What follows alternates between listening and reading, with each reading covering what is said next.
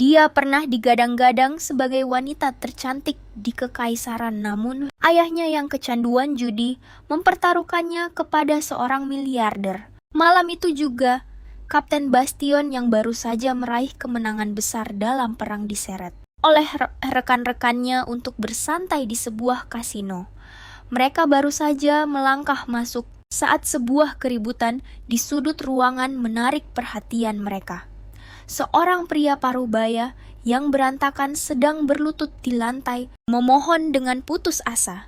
Suaranya yang serak terdengar pecah saat dia berteriak, "Aku masih punya sesuatu untuk dipertaruhkan. Beri aku satu kesempatan lagi." Sambil menangkupkan kedua tangannya, dia berseru, "Semua orang tahu kecantikan putriku. Satu permainan lagi saja kumohon." Ajudan Bastion melangkah maju memotong ucapannya dengan senyum sinis yang dingin. "Kau yakin benar-benar mempertaruhkan putrimu sendiri?" tanyanya dengan nada mengejek. Pria itu mengertakkan giginya, keyakinan liar terpancar di matanya. Ya, dia adalah wanita tercantik di kekaisaran, nilainya lebih dari apapun di sini. Tantatan. Mendengar janji putus asa dari Duke pengemis, itu sang ajudan terkekeh dengan nada mengejek. Dia menoleh ke rekan-rekannya dan berkata dengan main-main, "Ini akan jadi menarik, bukan begitu?" Sambil tertawa di antara mereka sendiri, kelompok itu berjalan masuk ke dalam lounge VIP. Bastion mengambil kartu pertama dan itu adalah kartu yang bagus. Di kasino ini hanya bisa ada satu pemenang. Seiring permainan berjalan, alot wajah para pemain menjadi semakin muram dan tegang. Bastion dengan santai membalik kartu. Terakhirnya sebuah kartu Iasekop yang menentukan hasilnya. Duke pengemis itu membeku matanya terbelalak tak percaya. Dia kalah lagi. Para penonton mulai mencemooh, beberapa di antaranya menggoda. "Sepertinya kau baru saja mendapatkan menantu laki-laki." Merasa jijik dengan pemandangan menyedihkan itu, Bastion mengerutkan kening dan berdiri tidak ingin tinggal lebih lama lagi. Saat itu juga salah satu rekan Bastion menyikutnya mengingatkan, "Jangan lupa ambil kemenanganmu." Duke pengemis itu tampak gemetar mendengar kata-kata itu. Dengan panik dia meraih lengan baju Bastion sambil memohon, "Tolong satu putaran lagi saja. Aku bersumpah akan menang kali ini." Bastion berbalik, matanya berkilat dengan amarah yang dingin dan tatapan berbahaya. Pria itu membeku di tempat lumpuh oleh kekuatan aura Bastion. Dengan satu sentakan kesal, Bastion menepis tangannya. Karena tahu betul temperamen Bastion, sang ajudan memberi isyarat kepada para penjaga untuk membawa taruhannya. Tapi tiba-tiba sikap pria itu berubah. Dia terhuyung ke depan dengan wajah muram. Dia menggeram, "Apa kau tahu siapa aku kau cari masalah besar?" Dia menyeringai menambahkan, "Sentuh putriku." Dan begitu kaisar mendengarnya, "Kalian semua akan habis." Matanya liar. Karena amarah dia berteriak, "Di dalam tubuh putriku mengalir darah keluarga kerajaan." Sementara itu di sisi lain kota Odette sama sekali tidak menyadari masalah yang disebabkan oleh ayahnya. Setelah menidurkan adik perempuannya, dia duduk sendirian memeriksa daftar kebutuhan harian yang masih mereka perlukan. Hidup semakin sulit setiap harinya. Utang ayahnya yang menumpuk telah menjerumuskan mereka ke dalam kemiskinan. Dan untuk makan 3 kali sehari hanya mungkin berkat tunjangan kecil dari kerajaan yang masih mereka terima. Ibu Odette yang telah meninggal bertahun-tahun lalu, dulunya adalah putri sulung yang paling dicintai dari kaisar sebelumnya. Dia awalnya ditakdirkan untuk menikah dengan putra mahkota dari kerajaan tetangga. Tapi 3 bulan sebelum pernikahan, dia kawin lari dengan seorang bangsawan yang jatuh miskin, Dyson, seorang duke yang terhina. Skandal itu mengguncang seluruh kekaisaran. Karena marah besar, kaisar secara terbuka tidak mengakui putrinya, mencopot semua gelar dan kekayaan kerajaannya, dan mengusir pasangan itu dari wilayah kekuasaan, membuat mereka lebih miskin dari rakyat biasa. Bahkan saat itu ibunya tetap berpegang pada harapan bahwa suatu hari nanti mereka akan mendapatkan kembali tempat mereka di antara bangsawan. Sebagai persiapan untuk mimpi itu, dia dengan susah payah mengajari Odette setiap keterampilan dan etiket bangsawan yang diperlukan. Berulang kali mengingatkannya, apapun yang terjadi, dia harus selalu menjaga martabat dan keanggunannya. Odette benar-benar meresapi pelajaran itu ke dalam hatinya, tapi ibunya tidak pernah hidup untuk melihat mimpi itu terwujud. Sebuah ketukan keras di pintu menyadarkan Odette dari lamunannya. Di luar seorang pria berwajah tegas memberitahunya bahwa ayahnya telah menumpuk utang judi yang sangat besar di kasino. Meskipun rasa kaget menjalari dirinya, Odette memaksa dirinya untuk tetap tenang. Sebelum pergi, dia dengan teliti merapikan pakaiannya, memperhatikan setiap detail yang selalu diajarkan ibunya. Tidak peduli seberapa genting situasinya, jangan pernah kehilangan martabat yang pantas bagi seorang wanita bangsawan.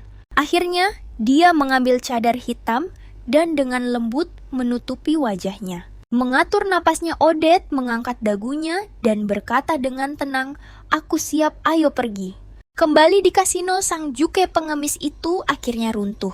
Memohon dengan putus asa, "Tolong lepaskan putriku, dia membawa darah bangsawan. Menyentuhnya akan membawa malapetaka."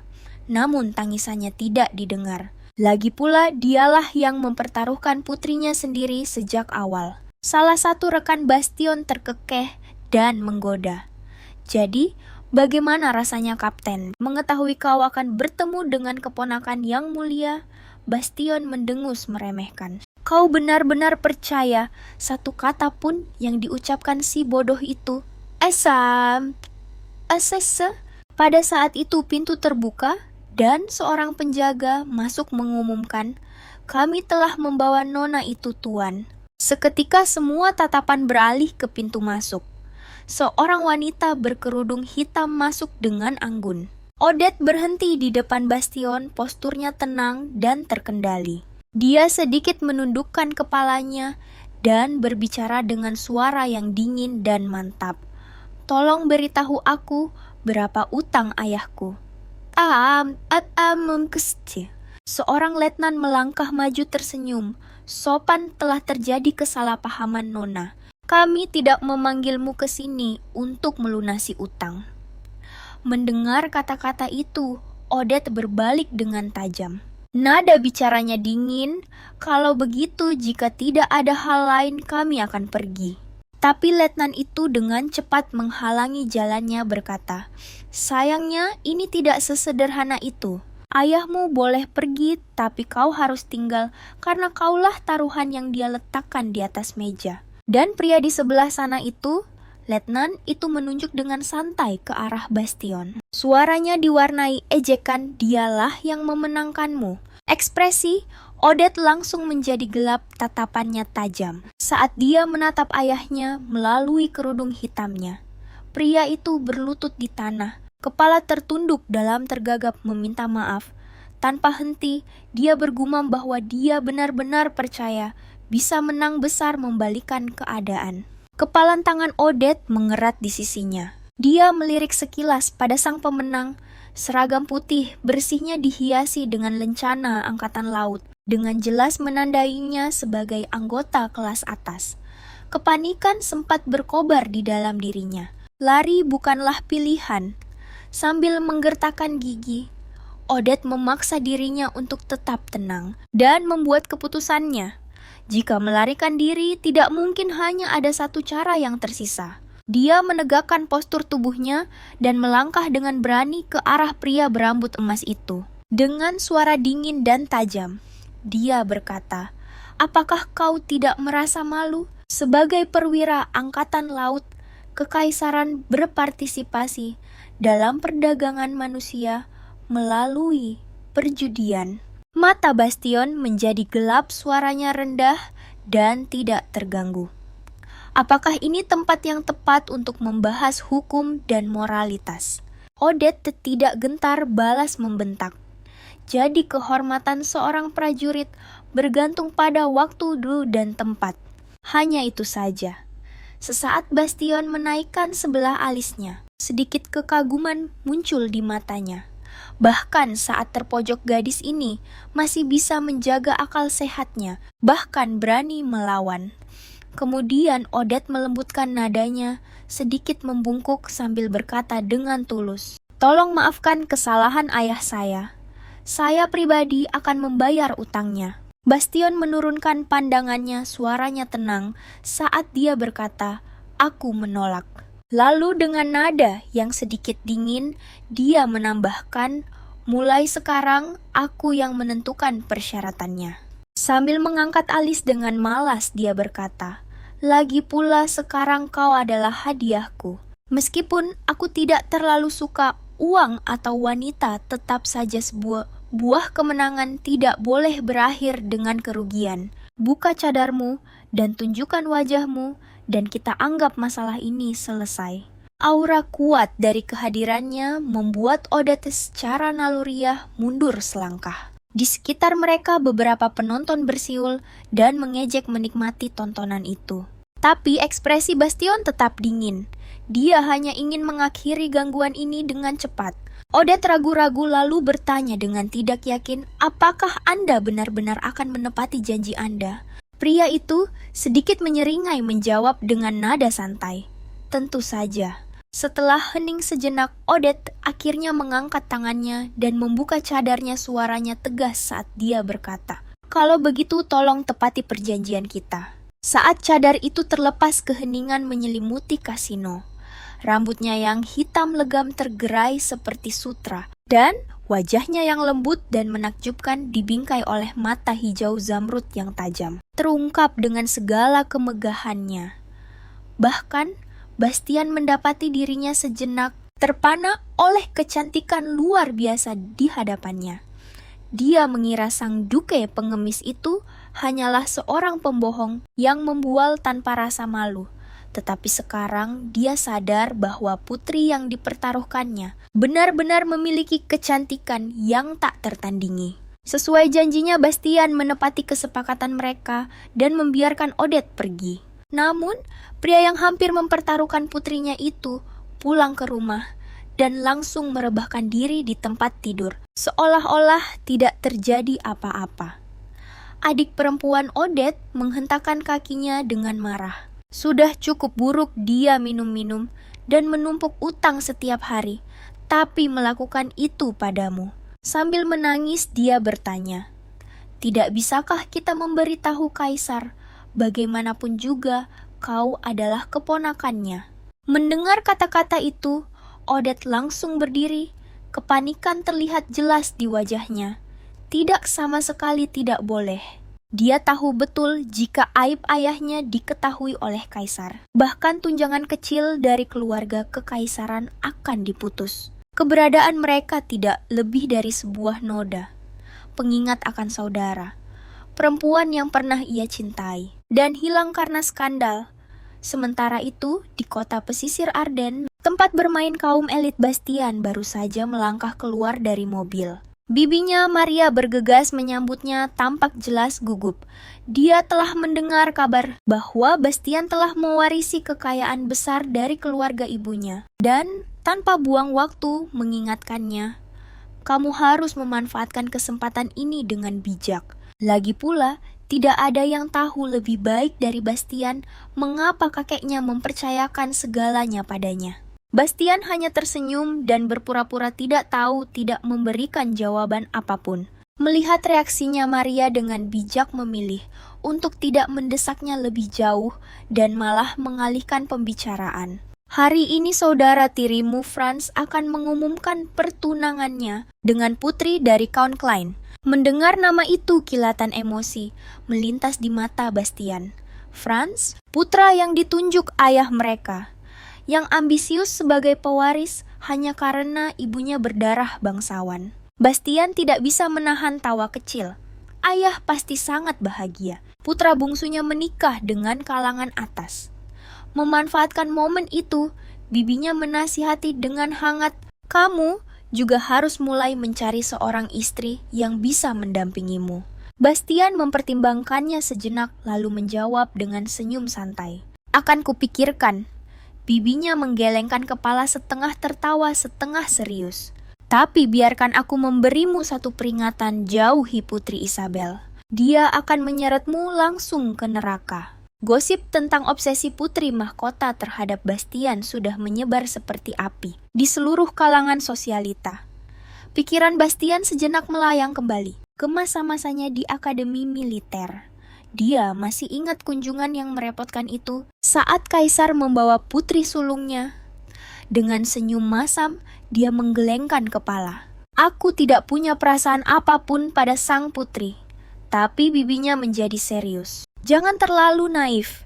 Kaisar melihat bagaimana cinta membutakan saudara perempuannya dan menghancurkan hidupnya. Dia tidak akan dengan mudah mentolerir risiko melihat putrinya membuat kesalahan yang sama. Mendengar ini, pikiran Bastian kembali teringat pada duk pengemis itu, yang ia temui baru 2 hari yang lalu, dan gadis yang ia bicarakan, yang konon membawa darah bangsawan. Menyadari perhatiannya, teralihkan bibinya bertanya dengan lembut, "Apa ada yang meresahkanmu?" Bastian kembali tersadar, tersenyum tipis. "Yakinlah apa yang kau takutkan tidak akan pernah terjadi." Sementara itu di dalam istana sang ratu sedang merisaukan putrinya yang sedang dimabuk cinta. Meskipun sudah bertunangan putri, mereka masih saja memegang erat foto pria lain seperti sebuah harta karun. Awalnya sang kaisar menganggapnya tak lebih dari kebodohan masa muda, tetapi ratu mengingatkannya pada adiknya sendiri, putri mahkota Helira yang melarikan diri. Dahulu kala Helira juga pernah dijodohkan. Namun ia membuang semuanya di bawah pengaruh cinta terlarang, menghancurkan hidupnya. Mendengar ini wajah kaisar menjadi sangat muram. Sadar bahwa ia telah melampaui batas sang ratu, bergegas menjelaskan. Ia hanya takut putri mereka akan mengulangi kesalahan tragis yang sama. Setelah jeda yang panjang, kaisar bersumpah dengan sungguh-sungguh. Bastian mungkin luar biasa, tetapi dia tidak akan pernah menikahi Putri Isabel. Merasakan sebuah kesempatan ratu mengalihkan pembicaraan ke gadis lain Odette. Ia memperingatkan Duke of Deakin menyebabkan masalah yang tiada henti. Jika tidak ada yang dilakukan, Odette bisa dengan mudah terseret juga. Suara kaisar menjadi dingin. "Adikku sudah lama tiada. Apapun yang terjadi pada keluarga Dyson tidak ada hubungannya denganku." Namun sang ratu tetap bersikeras, suaranya lembut namun tegas. "Dyson mungkin tercela, tetapi bisakah yang mulia benar-benar berpaling dari satu-satunya putri Helira?" Mendengar itu secercah keraguan melintas di tatapan tajam kaisar. Sang ratu memanfaatkan kesempatannya, menyarankan mengapa tidak mengatur pertunangan percobaan untuk Odette dengan seseorang seperti Bastian Clovis. Meskipun lahir dari kalangan rendah, dia adalah pahlawan nasional dan pewaris salah satu keluarga terkaya di kekaisaran.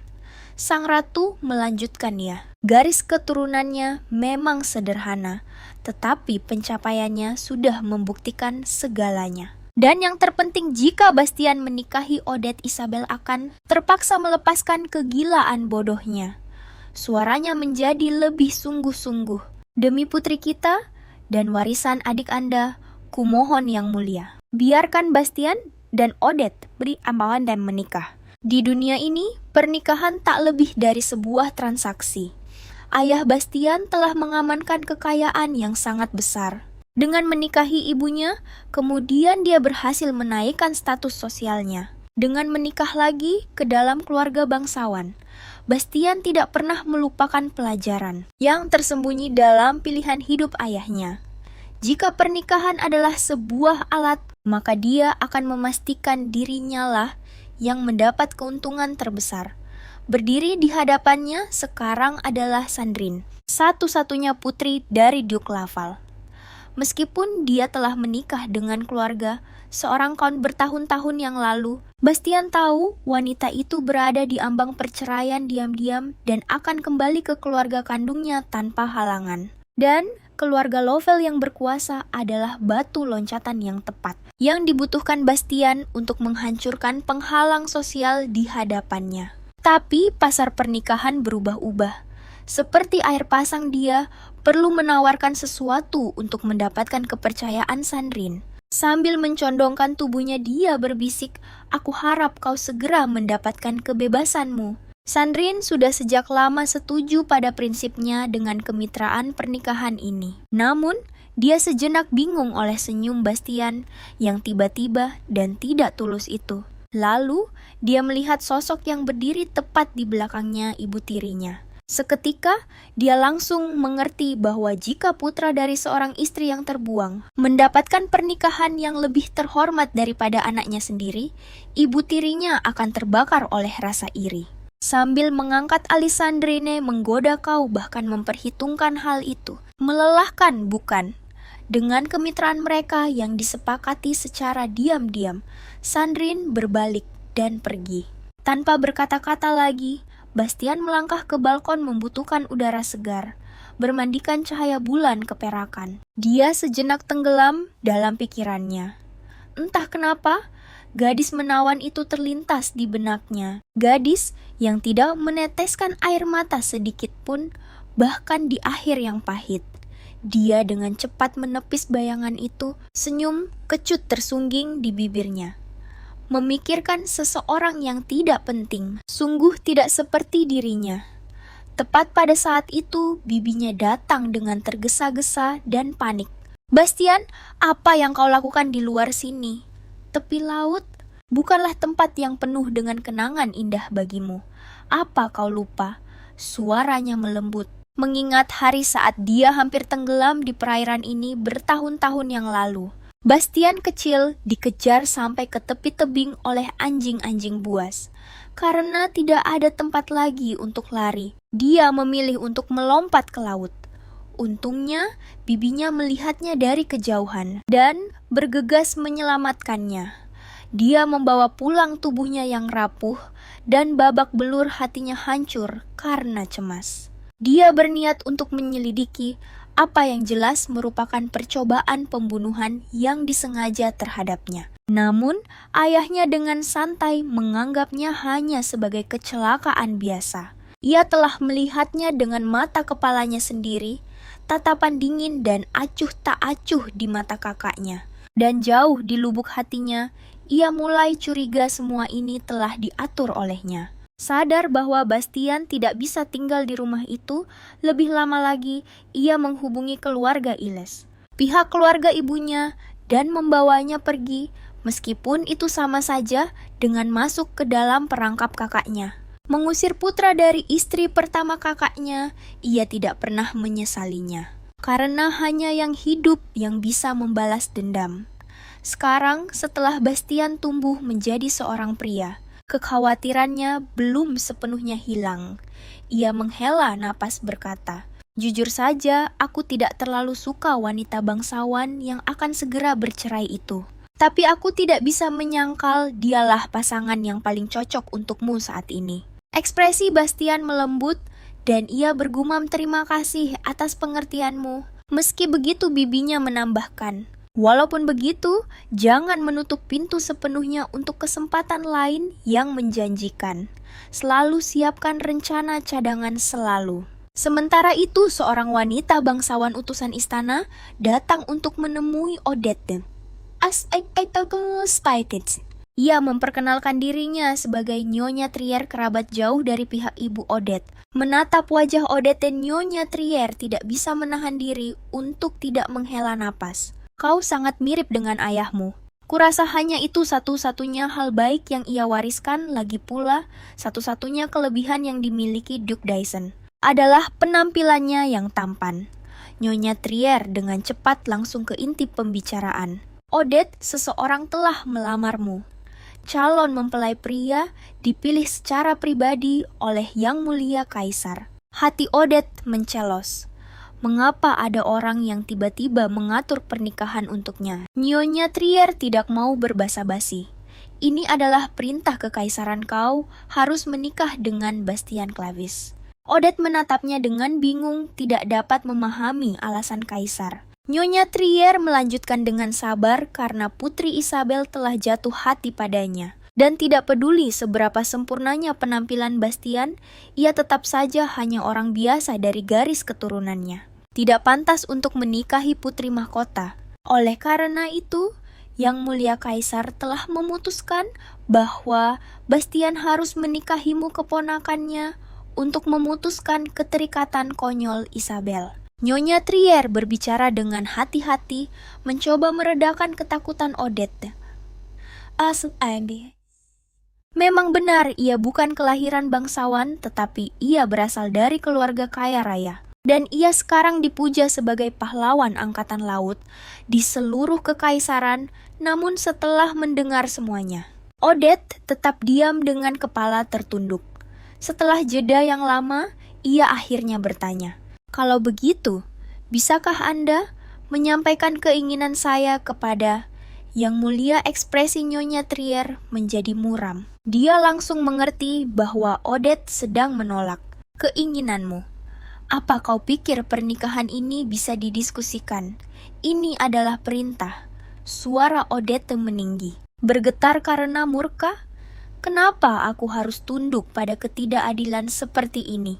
Nyonya Trier menjawab dengan tenang. "Karena kau adalah putri dari Putri Helira dan Duke Dyson, bukankah itu sudah jelas?" Hati Odette mencelos. "Memang begitu.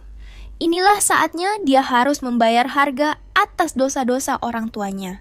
Nyonya Trier menghela napas berat. Di satu sisi ini juga sebuah kesempatan. Kau hidup lebih buruk dari seorang pelayan sekarang, hidup pas-pasan dari hari ke hari.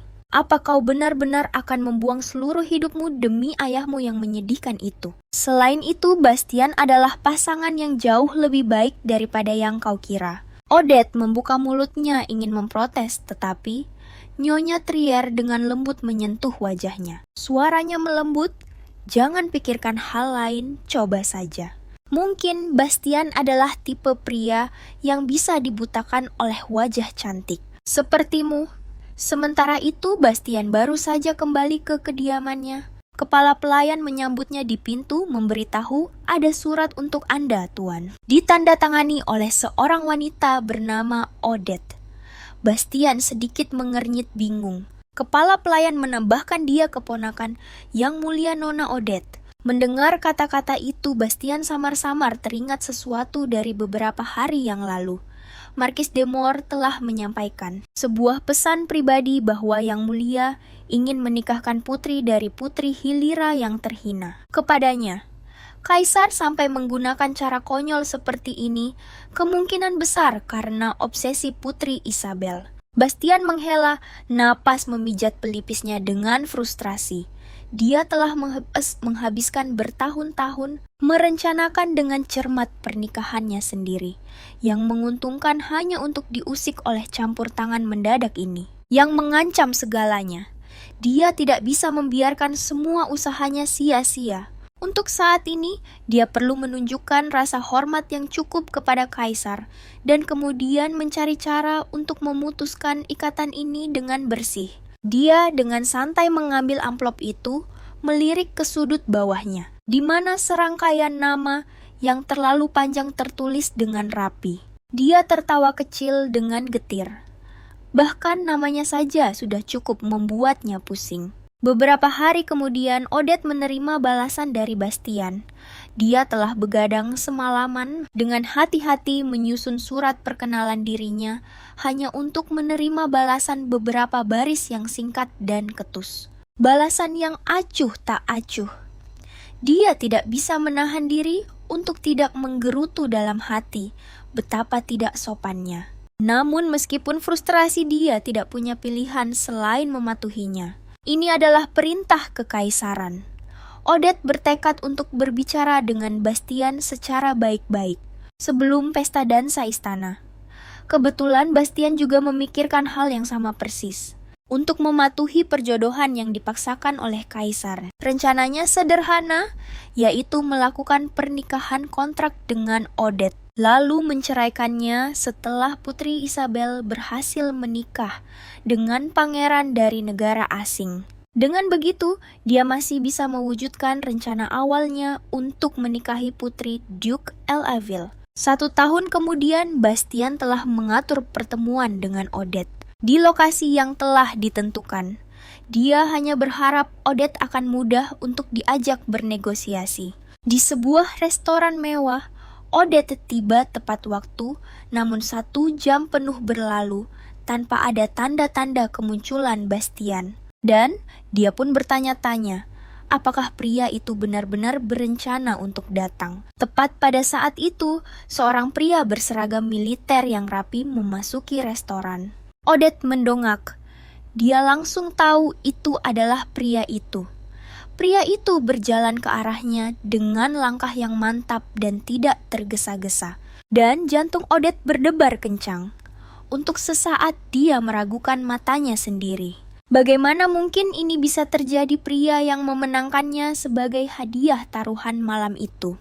Tidak lain adalah pahlawan kekaisaran yang terkenal. Bastian juga tertegun sejenak. Tentu saja ini bukan sekadar kebetulan.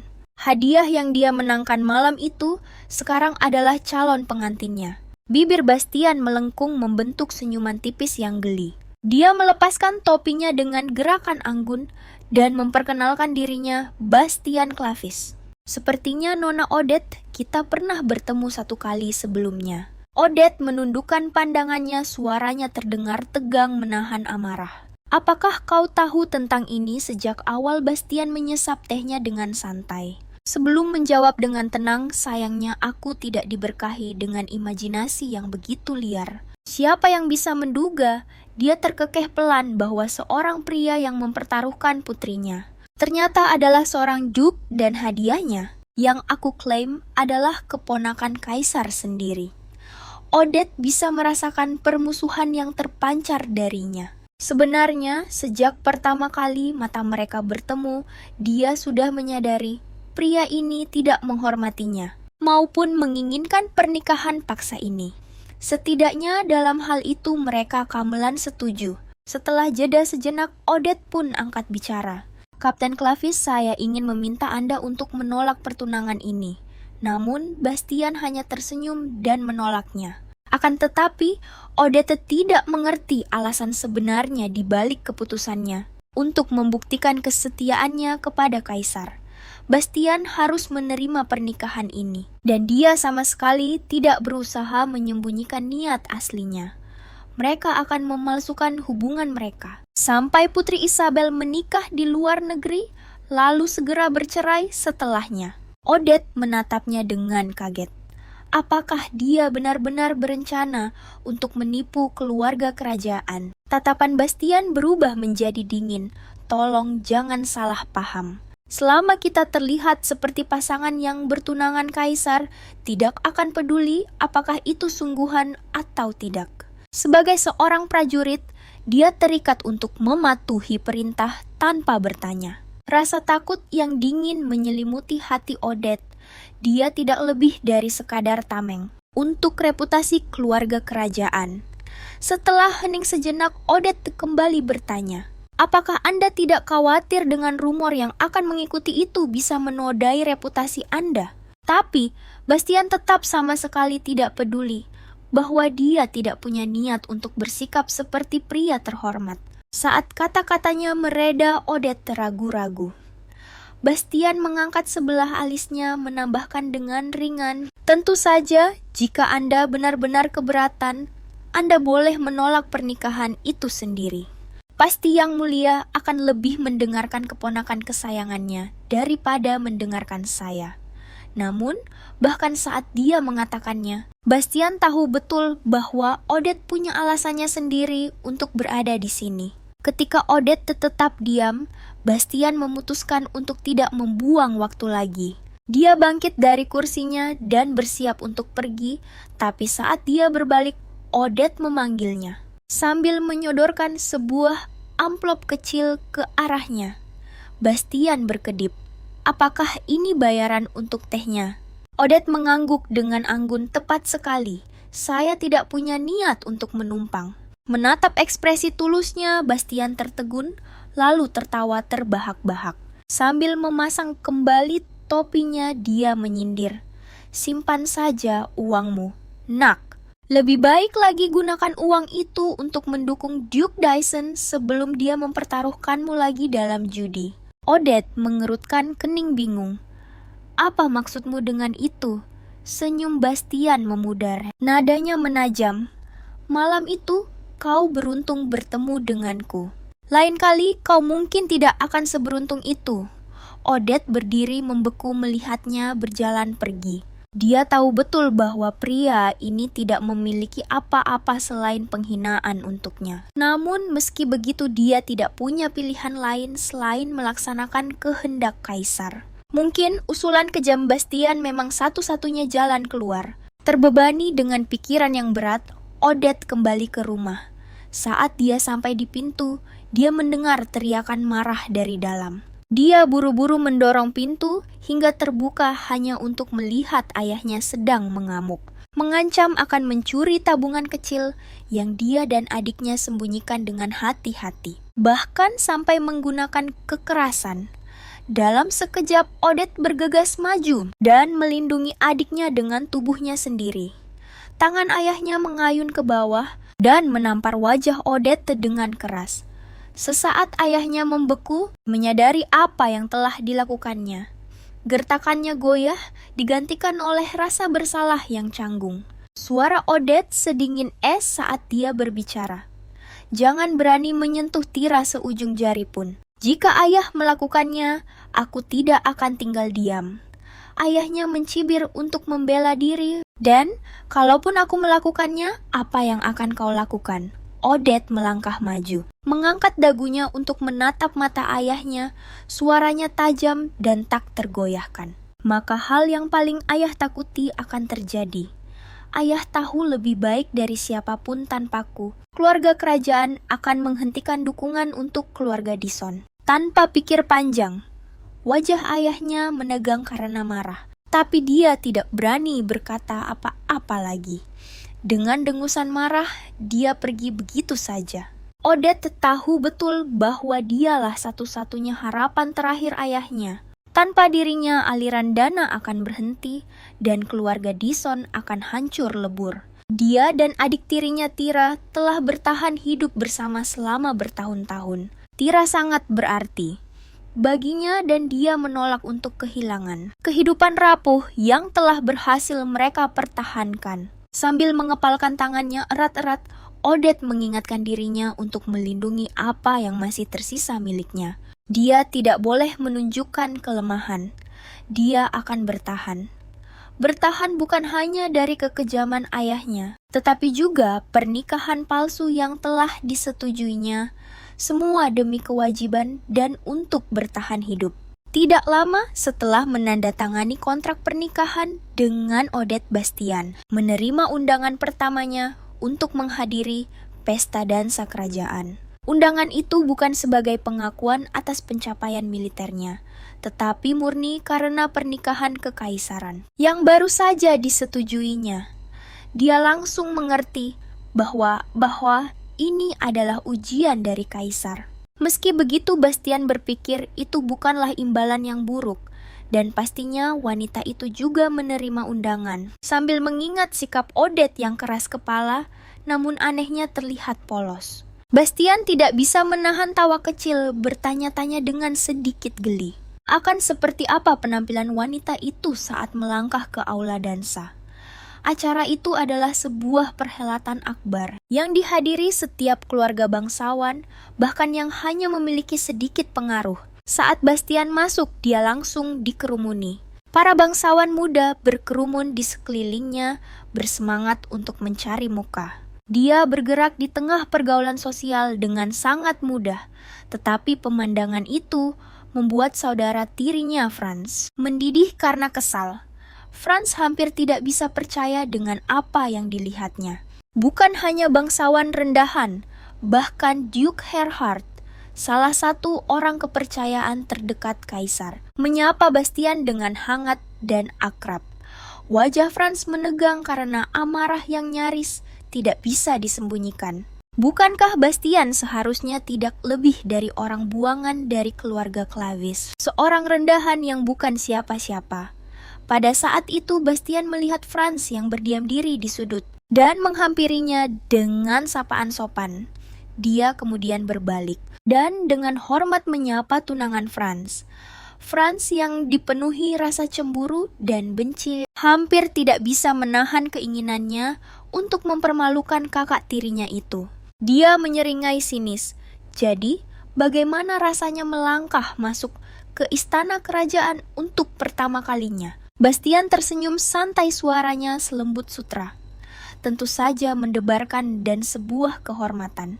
Sungguh sama seperti yang pasti kau rasakan dahulu kala, seringai Franz membeku di bibirnya. Apakah Bastian sedang mengejeknya? Pada saat itu, para penjaga mengumumkan dengan lantang, Nona Odette dari keluarga Dison telah tiba. Jantung Franz berdebar kencang. Inilah dia wanita yang pasti akan mempermalukan kakaknya di depan semua orang. Tetapi ketika Odette memasuki aula agung, mengikuti sang kontes dengan langkah yang anggun senyum, kemenangan Franz pun sirna. Gadis itu mengenakan gaun yang elegan, setiap langkahnya terlihat tenang dan berwibawa. Kecantikannya yang sempurna bak boneka, sungguh menakjubkan, dan mata hijau zamrudnya yang cerah murni dan benar-benar memikat, membuat seluruh isi aula terpana dalam kekaguman. Franz menatap tidak percaya karena dia mengharapkan sosok yang menyedihkan. Yang dipaksakan kaisar pada kakaknya bukan sosok seperti ini. Pandangan Bastian terkunci pada Odette dan tanpa ragu dia melangkah dengan mantap ke arahnya. Keheningan menyelimuti aula dansa seolah-olah seluruh dunia telah menyempit hanya untuk mereka berdua. Mata mereka bertemu tanpa ada yang berbicara pada awalnya. Setelah hening sejenak, Bastian tersenyum tipis sambil membungkuk hormat.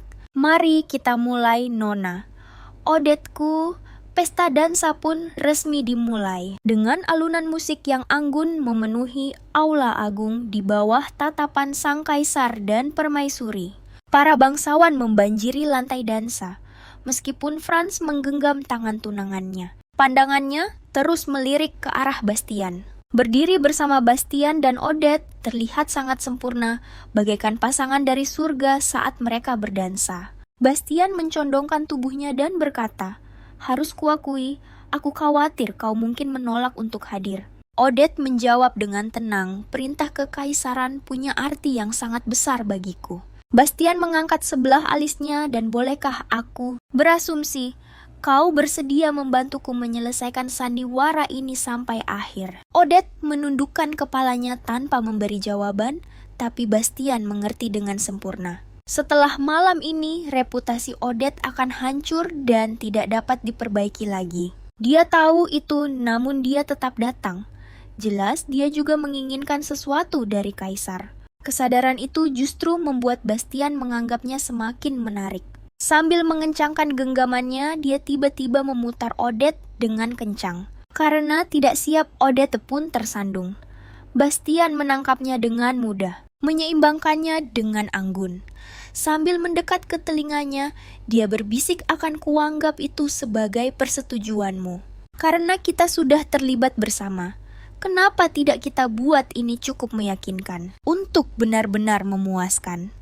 Yang mulia, sebenarnya Odette telah membuat keputusannya jauh sebelum pesta dansa dimulai. Dalam perjalanan ke istana, melihat sang kontes muda yang harus mengorbankan kebahagiaannya hanya demi mendapatkan tunjangan kerajaan, Nyonya Trier merasa kasihan padanya.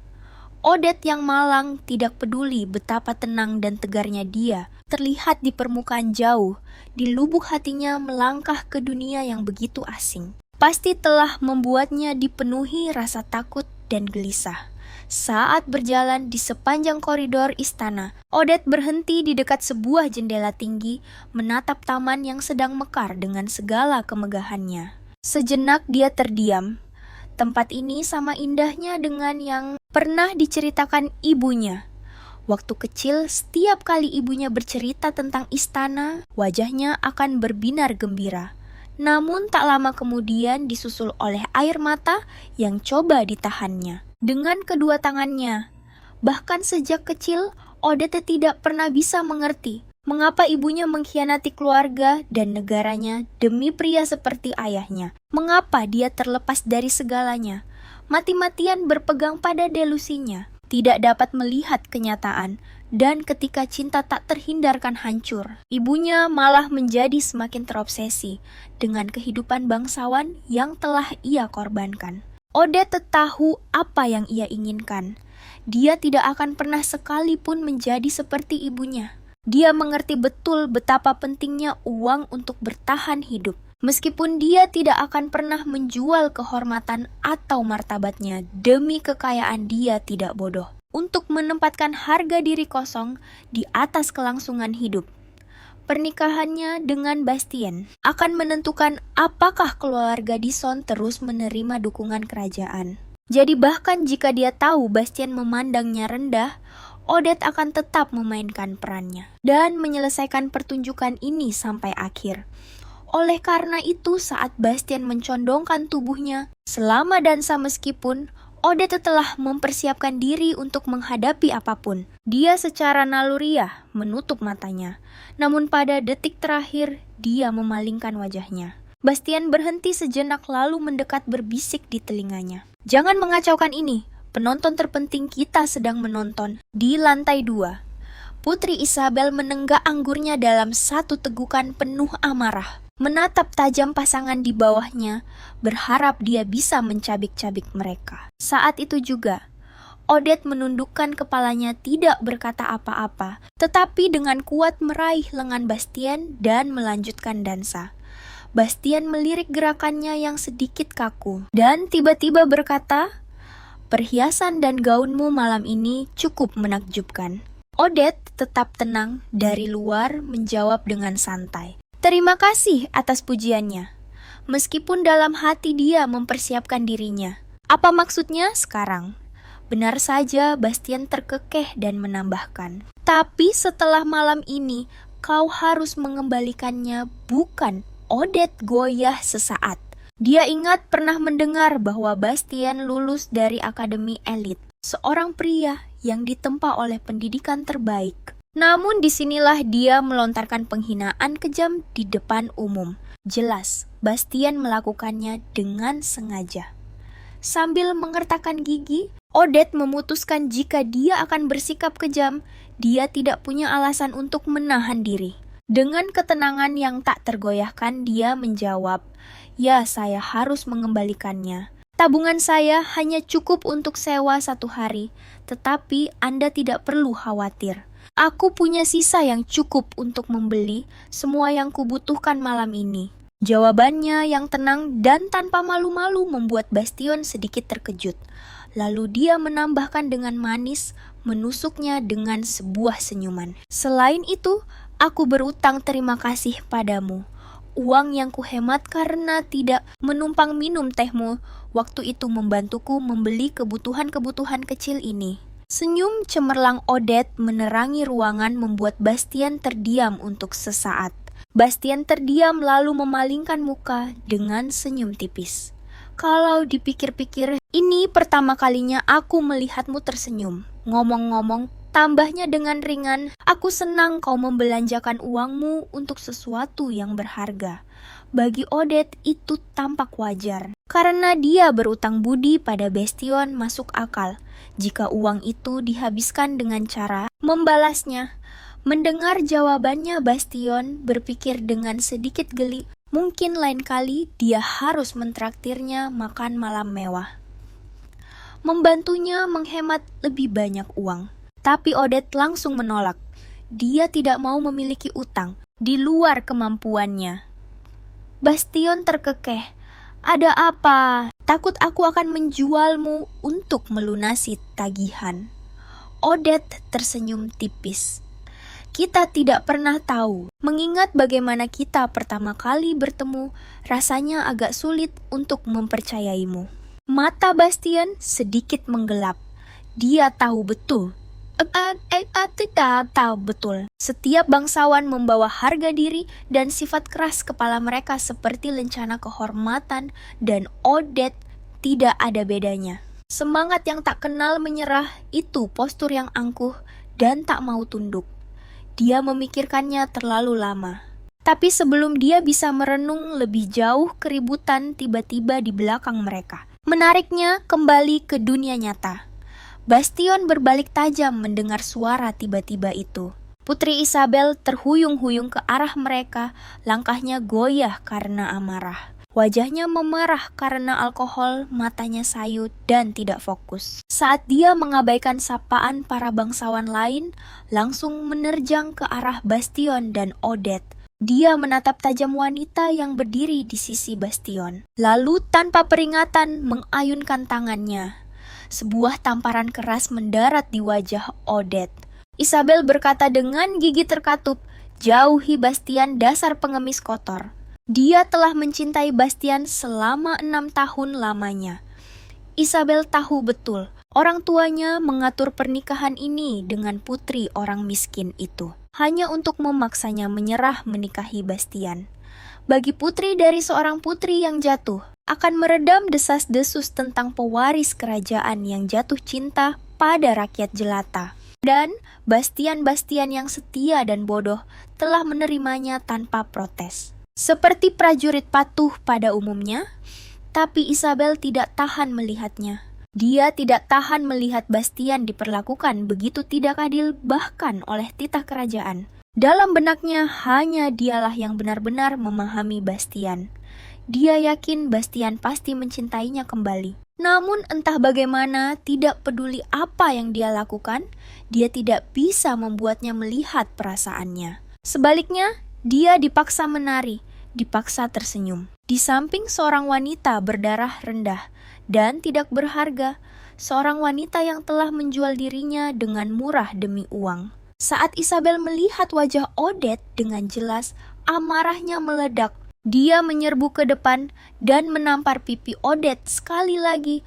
Suara tamparan itu menggema dengan keras.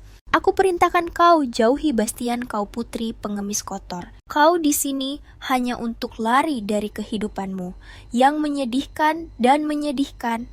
Kau tidak lebih dari seorang wanita tak tahu malu." Sedih. Saat gerakan kasar Isabel menarik gaun, Odette kalung pinjaman di lehernya putus, membuat butiran permata berkilauan menggelinding di lantai. Bastian segera melangkah di antara mereka melindungi Odette. "Mohon yang mulia tenangkan diri Anda," katanya pelan, tetapi Isabel sudah jauh dari kata tenang. Dia menjerit, suaranya melengking dan histeris. "Dia menggodamu demi uang, Bastian. Dia tidak lebih dari seorang pelacur kelas atas." Kata-kata tajam itu menggema di seluruh aula dansa. Namun, ekspresi Odette tetap tenang, secara aneh tidak terpengaruh. Dia berkata pada dirinya sendiri dengan tegas bahwa ini hanyalah seorang putri yang gila. Cinta yang melampiaskan amarahnya dengan kekejaman apapun yang bisa dia kumpulkan. Tanpa sepatah kata pun, Odette membungkuk dan dengan tenang mengumpulkan permata yang berserakan. Isabel tidak akan pernah bisa membayangkan kehidupan seperti apa yang telah dia jalani. Bahkan di bawah penghinaan ini, Odette tahu persis apa yang paling penting. Dia di sini hanya untuk mematuhi perintah kekaisaran.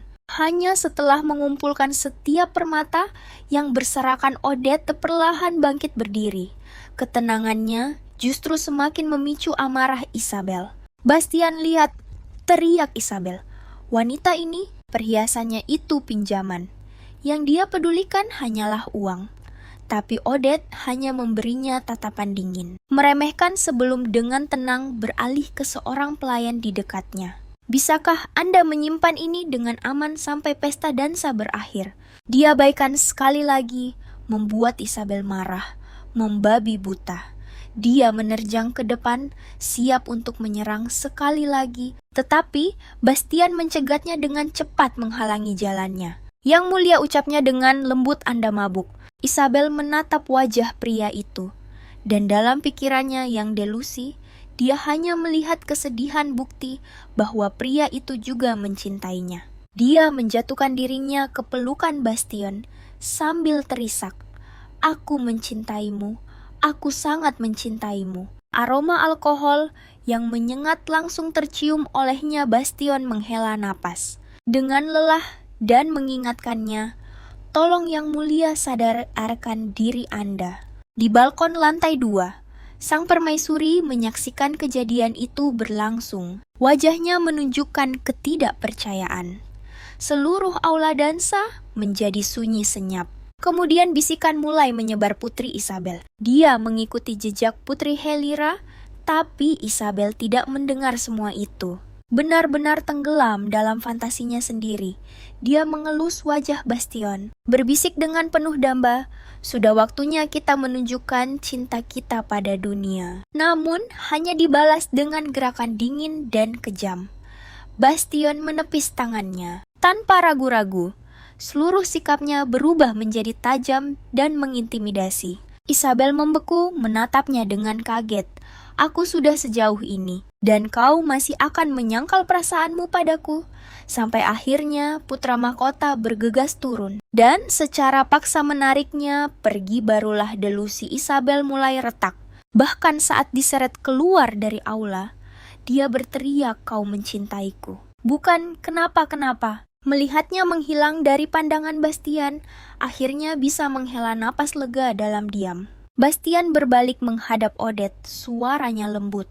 "Apakah Anda baik-baik saja, Nona Odette?" Namun, bahkan dalam situasi yang memalukan dan sulit seperti ini, Odette dengan tenang menyelipkan sehelai rambutnya ke belakang telinga. Pada saat itu, dia memancarkan keanggunan yang begitu alami, seolah-olah dialah putri sejati yang terlahir dari keluarga kerajaan. Dia mengangkat ujung gaunnya dan berjalan dengan mantap ke arah Bastion. Sekilas keterkejutan melintas di mata Bastion. Bahkan setelah menanggung aib seperti itu, ekspresinya tidak goyah sedikit pun. Dia masih ingin menyelesaikan dansa dengan bermartabat. Melihatnya, Bastion teringat akan momen lain, gadis di rumah judi yang menghadapi pengkhianatan dengan keberanian yang sama gigihnya. Dia harus mengakui, Odette adalah wanita yang luar biasa kuat.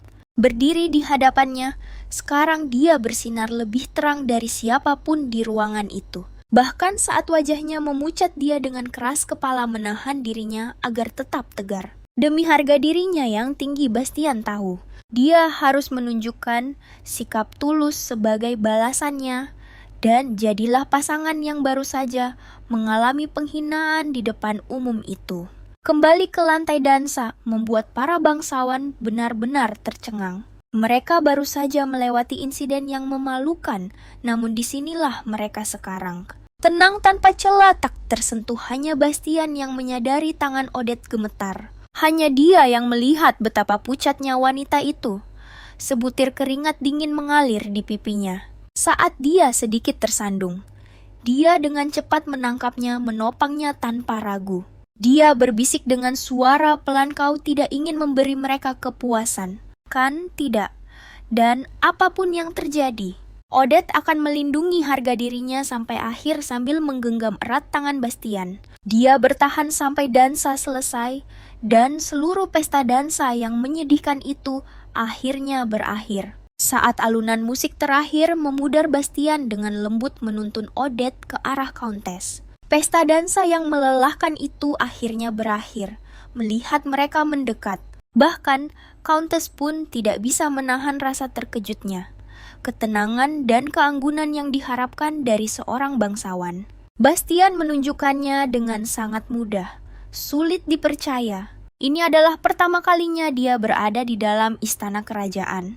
Dengan senyum hangat, Countess bertanya, "Apakah kau menikmati waktumu bersama Odette malam ini?" Bastian memberikan jawaban dengan hormat. "Sungguh suatu kehormatan bisa menghabiskan malam ini dengan seseorang yang begitu anggun." Jawaban yang sangat sempurna. Setelah perpisahan yang singkat dan sopan, Countess mengalihkan perhatiannya pada Odette. Sekarang, setelah semuanya berakhir, wajah Odette menjadi pucat. Tubuhnya terlihat melemah. Countess itu menghela napas pelan. Setelah penghinaan seperti itu, bagaimana? Mungkin ada orang yang bisa baik-baik saja. Dia menatap gadis yang telah bertahan sampai akhir yang pahit itu. Dan dengan lembut menepuk punggungnya, berbisik dengan kasih sayang yang tulus, Kau melakukannya dengan sangat baik, kau benar-benar sempurna. Pujian yang tiba-tiba dan tak terduga itu membuat kehangatan diam-diam mekar di dada Odette, meringankan beban yang dipikulnya sepanjang malam. Dengan suara sepelan bisikan Odette menjawab terima kasih.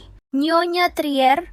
Beberapa hari kemudian, Odette menerima undangan lain dari Nyonya Trier. Duduk di sebuah restoran yang elegan, hal pertama yang dikatakan Odette saat duduk adalah pertanyaan penuh kekhawatiran tentang kalung itu.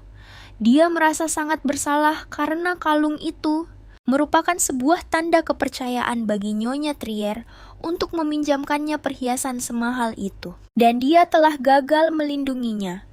Mendengar ini, Nyonya Trier meletakkan gelas sampanyenya dan berkata dengan ringan, "Aku bukan orang yang suka basa-basi."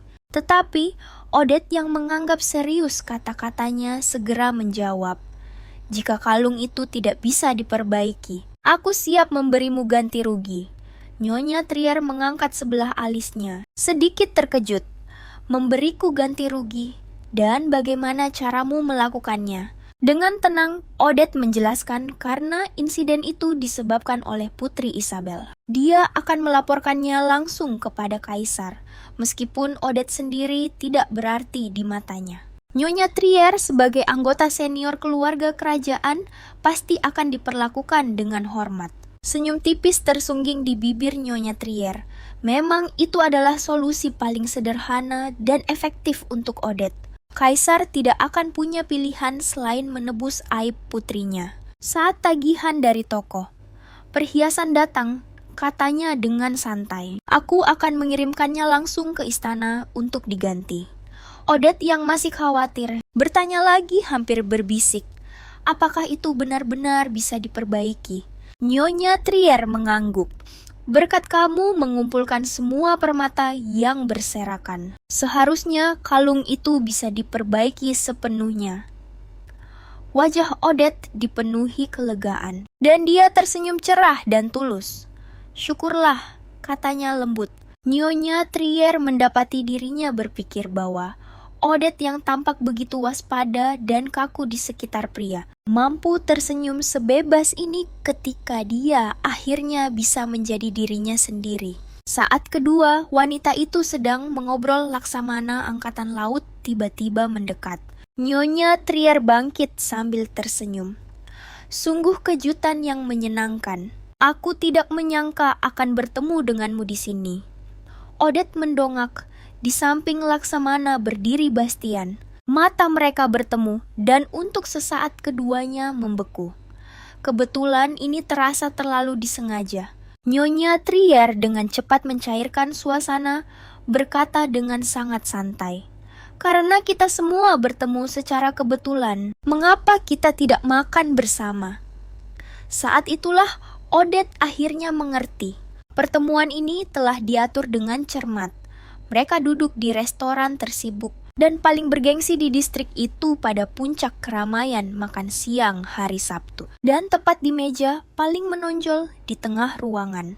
Setiap detail seolah meneriakan satu hal. Ini adalah sebuah adegan yang direkayasa. Babak kedua yang dibuat agar seluruh lingkaran sosial menyaksikan. Bastian dan Odette bersama saat makan. Sang Laksamana dengan riang memberikan undangan. "Nona Odette, maukah Anda memberikan kami kehormatan untuk menemani Kapten Bastian ke gala polo kerajaan yang akan datang?" Mendengar ini, Odette mengerti segalanya dengan jelas.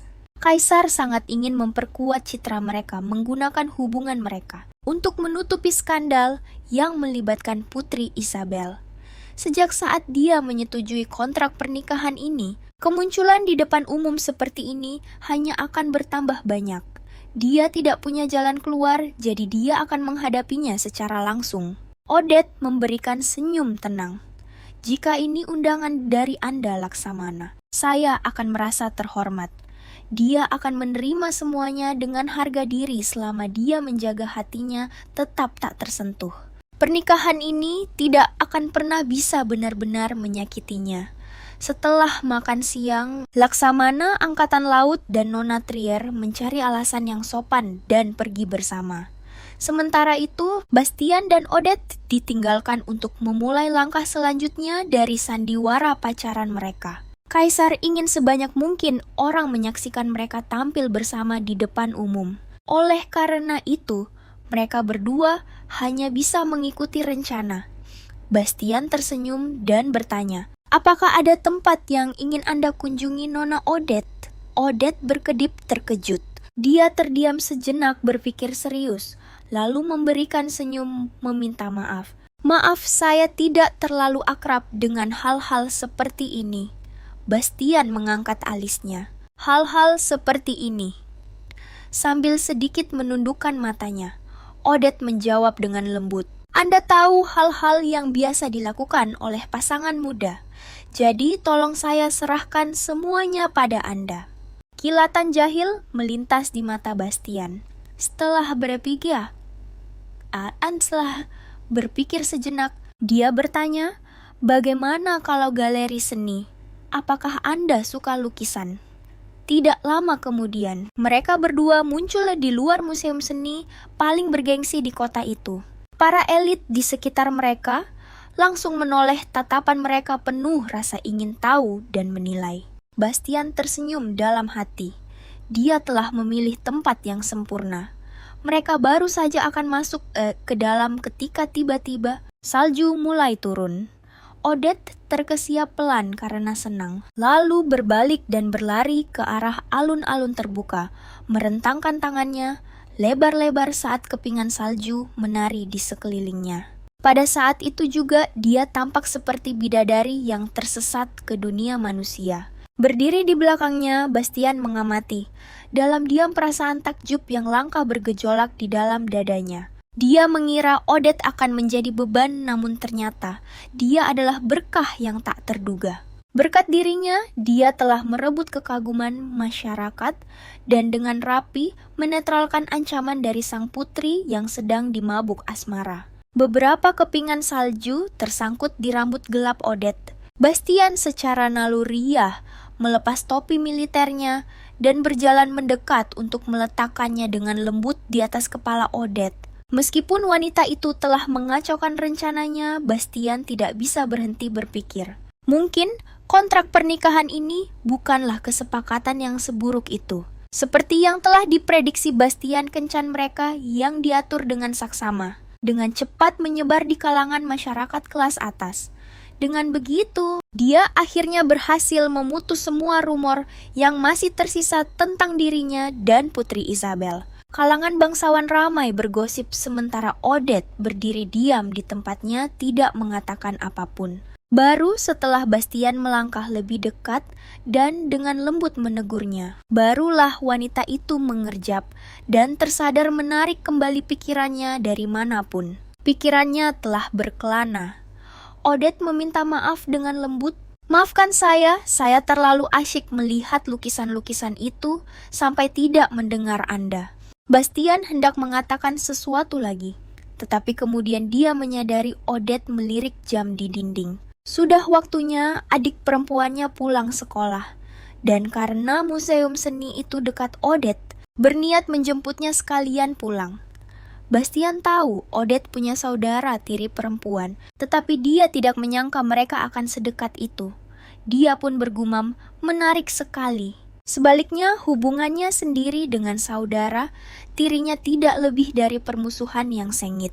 Sambil menepis pikirannya yang melantur, Bastian tersenyum tipis. "Baiklah, kalau begitu kita kembali sekarang. Lagi pula, mereka sudah mendapatkan semua perhatian yang dibutuhkan untuk hari ini." Menjelang malam, jalanan ibu kota menjadi sangat ramai dan bising saat mereka bersiap untuk berpisah. Odette dengan sopan menolak tawaran Bastian untuk mengantarnya pulang. Dia tidak ingin merepotkannya, dan dia juga tidak ingin adik perempuannya merasa tidak nyaman. "Terima kasih atas kebaikan Anda," katanya. "Tapi kami akan naik tram saja." Bastian tidak memaksa lebih jauh dan menerima keputusannya. Dia memperhatikan Odette yang menggandeng tangan adiknya menghilang ke dalam kerumunan orang yang mencoba naik. Dilihat dari pemandangan yang kacau itu, sepertinya mereka tidak akan berhasil naik ke tram itu. Bastian meyakinkan dirinya bahwa dia tidak punya alasan untuk ikut campur lebih jauh. Dia pun menginjak gas dan melaju pergi. Namun bahkan saat dia menyetir di tengah jalanan yang macet, suara klakson yang nyaring di luar hampir tidak ia hiraukan. Pikirannya terus kembali pada bayangan Odette yang terdorong keluar dari kerumunan dengan pipinya yang memerah karena kedinginan. Bastian ragu-ragu sejenak sambil menghela napas. Dia tiba-tiba memutar setir, melakukan putaran balik yang tajam kalau-kalau mereka tidak berhasil naik. Dia berpikir setidaknya bisa menawarkan mereka tumpangan pulang. Tetapi ketika dia kembali ke stasiun, dia mendapati tempat itu sudah sepi. Dia tidak menyangka mereka entah bagaimana berhasil menerobos kerumunan dan naik ke tram sambil menyaksikan tram di kejauhan itu menghilang ke dalam senja yang bersalju. Bastian berpikir dalam hati wanita ini jauh lebih kuat dari yang dia bayangkan. Beberapa hari kemudian, turnamen polo kerajaan dimulai. Seperti yang dijanjikan, Odette tiba di tempat acara. Dia baru saja melangkah masuk ketika seorang wanita asing memanggilnya. "Lady Odette, benar senang bertemu dengan Anda, saya Sandrine." Odette memberikan senyum sopan dan balas menyapanya. Sandrine pertama-tama memuji penampilan anggun Odette di pesta dansa kerajaan, kemudian dengan sengaja menyinggung hubungannya sendiri yang luar biasa dekat dengan Bastian. Sebelum Odette sempat menanggapi, Sandrine melangkah lebih dekat. Suaranya mengandung peringatan yang sangat jelas. "Ingat nama saya, kita akan sering bertemu mulai sekarang." Setelah mengatakan itu, dia berbalik dan pergi. Odette berdiri di sana sejenak dengan terpana.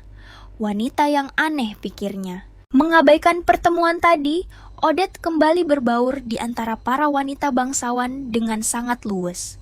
Meskipun ini adalah pertama kalinya dia menghadiri acara semacam itu, dia membawa diri dengan ketenangan yang luar biasa, gambaran sejati seorang wanita bangsawan yang berkelas. Dari sudut matanya, Odette melihat sesosok figur yang dikenalnya, Franz Clevis, adik tiri Kapten Bastian. Saat melihat Odette, mata Franz berbinar dengan kekaguman yang tidak disembunyikan. Sesuai etiket, Odette mulai bergerak ke arahnya untuk menyapa, tetapi baru saja dia melangkah. Sebuah tangan dengan lembut meraih pergelangan tangannya.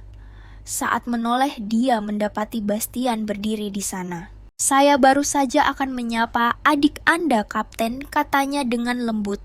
Tetapi Bastian menjawab dengan dingin. "Tidak perlu repot-repot melakukan itu." Mendengar kata-kata itu, Odette terdiam sejenak. Kemudian dia melihat Bastian mengangkat lengan kirinya dan dengan patuh Odette mengaitkan lengannya. Setelah itu Bastian dengan sengaja menoleh melemparkan tatapan tajam ke arah Franz, seolah-olah menegaskan kepemilikannya. Odette tidak sepenuhnya mengerti niat Bastian, tetapi satu hal yang jelas, hubungan di antara kedua kakak beradik itu sama sekali tidak akur. Sementara itu, dari sudut lapangan yang remang-remang, seorang wanita berdiri gemetar karena cemburu. Sandrine pada saat itu sepenuhnya memahami kegilaan yang pernah mendorong Putri Isabel. Tidak ada yang tahu lebih baik darinya bagaimana rasanya begitu putus asa dan secara obsesif mendambakan perhatian Bastian. Di lapangan, Bastian mengulurkan tangan, menyingkirkan sehelai rambut dari wajah Odette, lalu mendekat ke telinganya dan berbisik, "Kau terlihat menakjubkan dengan gaun itu hari ini." Odette menanggapinya dengan senyuman yang mempesona. Meskipun dalam hati ia mengagumi akting pria ini.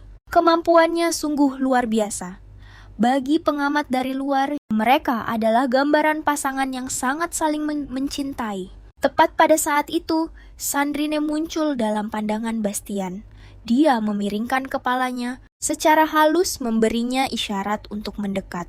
Bastian memahami isyarat tak terucap itu dan meminta izin pada Odette dengan ucapan yang sopan tentang mengambil sesuatu yang ia lupakan. Tentu saja, Odette Tidak bertanya apa-apa itu memberinya kesempatan sempurna untuk pergi ke kamar rias dan menyegarkan diri. Di teras Sandrine sudah menunggu. Dia berbicara lebih dulu, nadanya penuh dengan celaan. "Bastian, karena kau telah memilih Nona Odette, bukankah seharusnya kau memberitahuku sebelumnya?" Dan kalimat itu terdengar oleh Odette yang kebetulan sedang melewati koridor. Dia kemudian mendengar Bastian menjawab dengan nada lembut dan menenangkan, "Odette dan aku hanyalah rekan dalam sebuah kesepakatan yang saling menguntungkan." Sandrine mendesak lebih jauh. "Kalau begitu bisakah kau bersumpah hanya itu saja?" Bastian tertawa pelan. "Itu akan sedikit berlebihan, bukan begitu?" Menyadari kesalahannya, Sandrine dengan cepat menutupinya dengan senyum bercanda. "Maafkan aku terlalu sensitif." Sambil menghela napas dia menambahkan, "Tidak ada yang bisa tetap tenang ketika segala sesuatunya di luar kendali mereka." Kemudian hampir dengan santai, Sandrine mengalihkan pembicaraan ke pernikahan perceraian dan pernikahan kembali. Tersembunyi dalam bayang-bayang Odette membeku. Dia tahu pernikahan mereka hanyalah sebuah kontrak. Tetapi mendengar Bastian dengan begitu santainya membahas akhir dari pernikahan itu tetap terasa menyakitkan. Dia berbalik tidak mau mendengarkan lebih lama lagi, namun langkahnya terhenti oleh kata-kata Sandrine berikutnya. Suara Sandrine terdengar ringan, hampir main-main. "Kau boleh memilikinya di siang hari, tapi malam hari serahkan itu padaku." Setiap kata terdengar jelas di telinga Odette. Meskipun tahu ikatan mereka tidak lebih dari sebuah transaksi rasa malu, itu terasa begitu membakar. Dia mengepalkan tangannya, memaksa dirinya untuk tetap tenang. "Tidak apa-apa," katanya pada diri sendiri dengan tegas. Dia tidak akan membiarkan hal seperti ini menghancurkannya.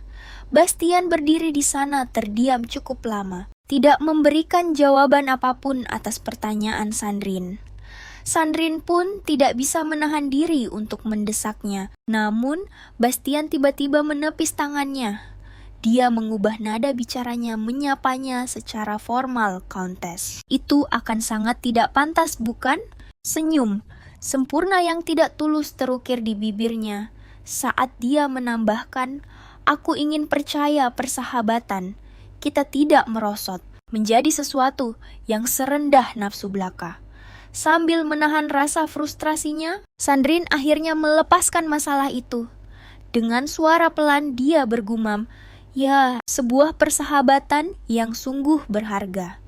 Kemudian, sama seperti yang dia lakukan pada Odette sebelumnya, Bastian mengulurkan tangan dan menyingkirkan sehelai rambut yang menghalangi wajah Sandrine. Suaranya lembut, namun penuh ejekan, "Jaga martabat Anda, Countess. Itu jauh lebih cocok untuk Anda." Setelah itu dia berbalik tajam dan berjalan pergi, tanpa menoleh sedikit pun. Sandrine tetap terpaku memandangi punggungnya yang menjauh. Dia tahu betul bahwa Bastian tidak pernah bahkan untuk sesaat pun memiliki perasaan yang tulus untuknya. Tapi itu tidak menjadi masalah. Jika berada di sisinya, berarti harus menanggung perjanjian yang begitu kejam. Maka dia akan menahannya dengan sukarela. Turnamen polo kerajaan pun secara resmi dimulai. Sesuai tradisi setiap wanita diharapkan untuk memberikan pasangannya sebuah tanda kasih sayang sebagai harapan keberuntungan dalam pertandingan mendatang. Namun Odette berdiri kaku, tidak bergerak sama sekali.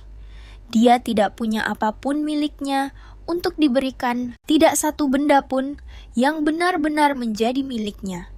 Bastian yang menyadari keraguannya, mengulurkan tangan dan dengan cekatan melepaskan pita dari rambutnya.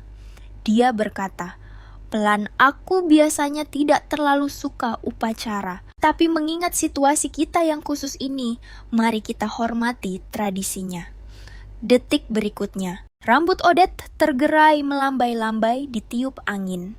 Bastian tersenyum tipis. "Ini sudah cukup bagus, aku pasti akan menyimpannya dengan baik."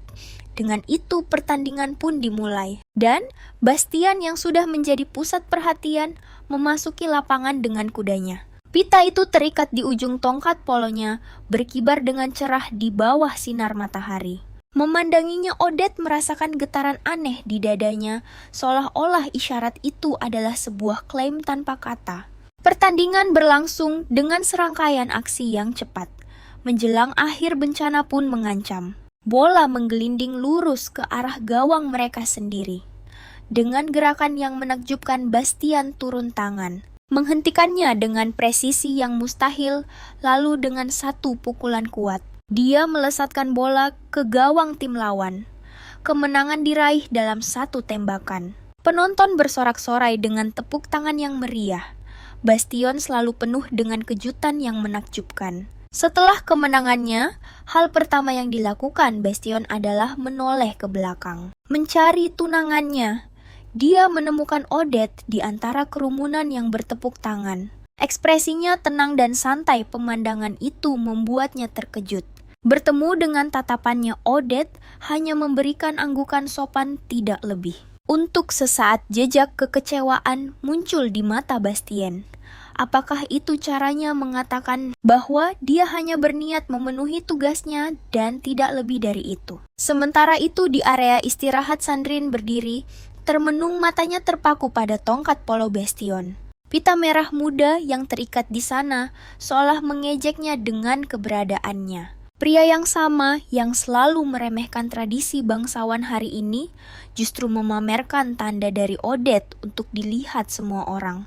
Dalam ledakan amarah yang tiba-tiba, Sandrine menarik pita itu dari tongkatnya. Tanpa berpikir dua kali, dia melemparkannya ke dalam genangan lumpur di sudut. Baginya, di sanalah tempat yang pantas untuk benda seperti itu. Odette awalnya berniat untuk tinggal sampai perjamuan perayaan, tetapi keributan tiba-tiba menarik perhatiannya. Mengikuti arah pandang kerumunan, Odette membeku lalu bergegas maju. Berharap matanya salah melihat, namun kenyataan seperti biasa selalu kejam. Di sana, tergeletak di lumpur yang kotor, adalah pita yang telah dia berikan dengan upacara yang begitu khidmat. Pada saat itu, Odette mengerti bahwa kegunaannya untuk hari itu telah berakhir. Dan pemikiran bodoh yang sempat terlintas bahwa dia mungkin akan meninggalkan perjamuan bersama Bastien hancur berkeping-keping. Memaksakan senyum sopan, Odette mendekati seorang bangsawan wanita di dekatnya. Dengan suara yang mantap dia berkata, "Bisakah Anda menyampaikan pesan kepada Kapten Bastian? Katakan padanya, saya ada urusan mendesak dan harus pergi sendiri." Di jalanan yang mulai gelap, Odette merasakan sakit yang hampa di dadanya. Jika bukan karena tunjangan kerajaan yang menyedihkan itu, dia tidak akan pernah perlu menahan sandiwara semacam ini. Andai saja ada cara lain untuk mendapatkan uang. Tenggelam dalam pikirannya, dia berhenti di depan papan pengumuman publik. Satu pengumuman secara khusus menarik perhatiannya, sebuah lowongan pekerjaan untuk seorang guru privat. Sementara itu, Bastion sedang keluar dari lapangan bersama rekan-rekan perwiranya. Dia tidak menyangka Odette akan pergi tanpa sepatah kata pun. Itu tidak seperti dirinya, seorang wanita yang begitu menjunjung tinggi sopan santun. Teriakan dari seorang rekan menyadarkannya dari lamunannya. "Hei Bastian, bukankah itu milikmu?" Dia berbalik dan melihat pita milik Odette tergeletak di lumpur. Bastian menegang, tapi dia tiba-tiba teringat. Lukas pernah menyebutkan bahwa Sandrine telah mengunjungi lounge. Mungkinkah Odette melihatnya dan pergi karena hal itu? Raut wajahnya seketika menjadi kelam di bawah tatapan penasaran orang-orang di sekitarnya. Bastian melangkah ke arah tanah berlumpur itu. Dia berlutut dan mengambil pita yang kotor itu dengan tangannya sendiri. Apapun keadaan di balik pertukaran itu, benda itu telah dipercayakan kepadanya dan sudah menjadi tugasnya untuk melindunginya.